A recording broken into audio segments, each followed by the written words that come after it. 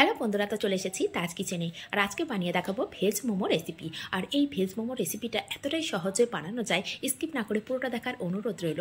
যে এই ভেজ মোমোটা এখন শীতের সময় এখানে যখন তখন যে কোনো সবজি কিন্তু বাড়িতে থেকেই যায়। আর এই সবজি দিয়ে যদি অল্প উপকরণে আমরা বাড়িতে ঘরোয়াভাবে অনেকটাই এই মোমো রেসিপিটা বানিয়ে নিতে পারি, তাহলে কেমন হয়? আমরা যদি বাজার থেকে কিনে খাই, একজনের জন্যই 4 থেকে 6টা 50 থেকে 100 টাকা পড়ে যাবে। কিন্তু ওই খরচের মধ্যে পুরো পরিবারের জন্য যদি আমরা বানিয়ে নিতে পারি, তাহলে কেমন হয়? তাহলে স্কিপ না করে পুরোটা দেখার অনুরোধ রইল। আর যারা আমার চ্যানেলে নতুন বন্ধু, তাদের কাছে অনুরোধ রইল, প্লিজ চ্যানেলটিকে সাবস্ক্রাইব করে পাশে থাকা বেল আইকনটি প্রেস করে রাখবেন, যাতে করে আমার নিত্য নতুন রেসিপিগুলো সবার আগে আপনাদের কাছে পৌঁছে যায়। তাহলে এটা বানানোর জন্য প্রথমে এখানে আমি 2 কাপ ময়দা ব্যবহার করেছি।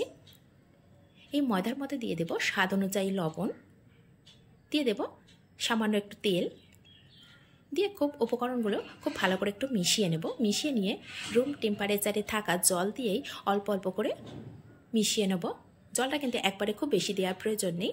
যেমন আমরা আটা মাখি বাড়িতে রুটি খাওয়ার জন্য, ঠিক সেরকমই একটি সফট ডো রেডি করে নেব। আর জলটা কিন্তু আমি খুব অল্প অল্প করে ব্যবহার করছি। তো এভাবে সামান্য 2-4 ফোঁটা তেল দিয়েছি, দিয়ে এইভাবে এটাকে আমি ঢাকা দিয়ে রেস্টে রেখে দেবো। এদিকে আমি ফিলিংটা রেডি করে নেব। তো এখানে প্রথমে আমি বাটার দিয়ে দিলাম 1 চামচ। বাটারটা মেল্ট হয়ে গেলে এর মধ্যে দিয়ে দিলাম আদা কুচি আর রসুন কুচি। আর এখানে আমার কাছে তেলটা একটু কম লেগেছে, সেই জন্য এখানে আমি বাটারের পরিবর্তে আরও 1 চামচ তেল দিয়ে দিলাম। দিয়ে এখানে দিয়ে দিলাম পেঁয়াজ কুচি। তো আদা রসুনের গন্ধটা যাওয়ার পরেই কিন্তু আমি সবজিগুলো দিয়ে দিচ্ছি।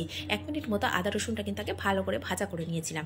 নেওয়ার পরে দিয়ে দিলাম গাজর কুচি, ক্যাপসিকাম কুচি, আর দিয়েছি স্প্রিং অনিয়ন, আর দিলাম বাঁধাকপি কুচি। তো সব কিছু আমি খুব ভালো করে কুচি করে নিয়েছিলাম, সেগুলো দিয়ে দিলাম। দিয়ে দিলাম স্বাদ অনুযায়ী লবণ, গোলমরিচ গুঁড়ো, আর দিয়ে দিলাম কাঁচা লঙ্কা।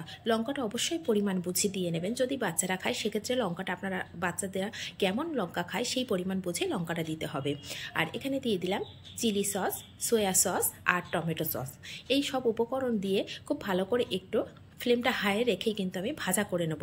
কারণ এই সবজি থেকে কিন্তু লবণ যখন পড়েছে তখন কিন্তু জল ছাড়তে শুরু করবে, সেই জন্য আমি ফ্লেমটা হাই করেই ভালো করে একটু ভাজা ভাজা করে নেব।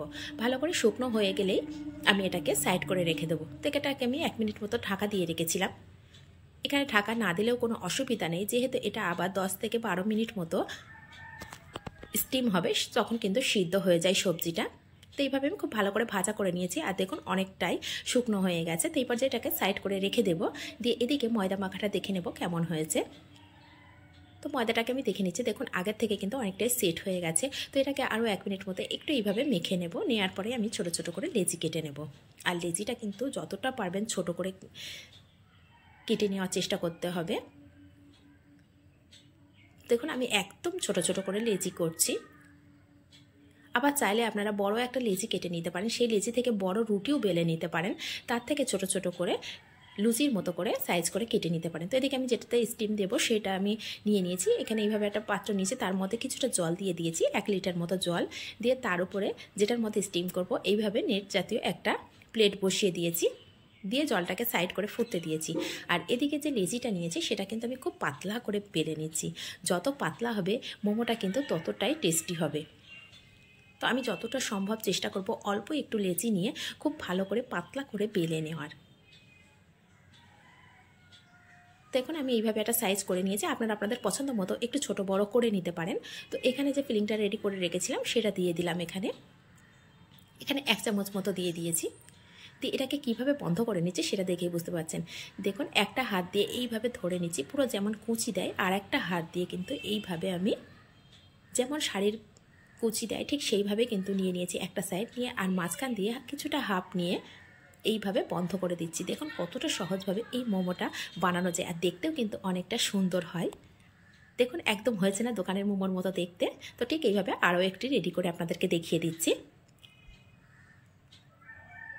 দেখুন আমরা শাড়ির যেভাবে কিন্তু কুচি দিই ঠিক সেইভাবে কিন্তু আমি হাত দিয়ে 2 হাত দিয়ে এইভাবে দেখিয়ে দিচ্ছি। এটা তো বলা যাবে না, দেখে বুঝে নিতে হবে যে কিভাবে দিচ্ছি আমি এই প্লেটটা। তো কতটা সহজভাবে এটা বানানো যায়, এটা কিন্তু অনেক রকম ডিজাইনের করা যায়। তো আমি আজকে এখানে একরকম দেখিয়েছি, যেদিন আবার চিকেন মোমো ছাড়বো সেদিন কিন্তু আবার দেখিয়ে দেবো 2-3 রকমের বানানো যায়, কিভাবে অনেক রকমের ডিজাইন করে বানানো যায়। তো এইভাবে সবগুলো আমি রেডি করে নেব। দেখুন দেখতে হয়েছে একদম দোকানের মতো। তো এইভাবে আমি যেগুলো রেডি হয়ে গেছে সেগুলো স্টিম করে নেব। তো এখানে জলটা কিন্তু খুব ভালোভাবে ফুটে গেছে, ওপর থেকে ভাব উঠছে সেটা কিন্তু দেখে বোঝা যাচ্ছে। তো এর মধ্যে আমি দিয়ে দেব মোমোগুলো, আর মোমোগুলো একটু ছাড়া ছাড়া করে দেব, যাতে একটার সাথে একটা না লেগে যায়। আর আগে কিন্তু আমি যে প্লেটের উপরে বসাচ্ছি তাতে কিন্তু আমি খুব ভালো করে তেল ব্রাশ করে নিয়েছিলাম, যাতে করে খুব সহজে মোমোটা উঠে যেতে পারে। তো দেখুন একটা কাঁটা চামচ নিয়েছি, আর পাক্কা আমি 12 মিনিট পরে কিন্তু দেখেছি একদম পারফেক্টভাবে মোমোটা কিন্তু রেডি হয়ে গেছে। তো এইভাবে মোমোটা রেডি হয়ে গেছে, এটাকে আমি এইভাবে তুলে নিচ্ছি। তো কাঁটা চামচ দিয়ে তুলতে একটু অসুবিধাই হচ্ছে, তো আমি এখানে হাত দিয়েই তুলে নেব, যেহেতু গরম আছে হাত দিয়ে তুলতেও অসুবিধা হবে।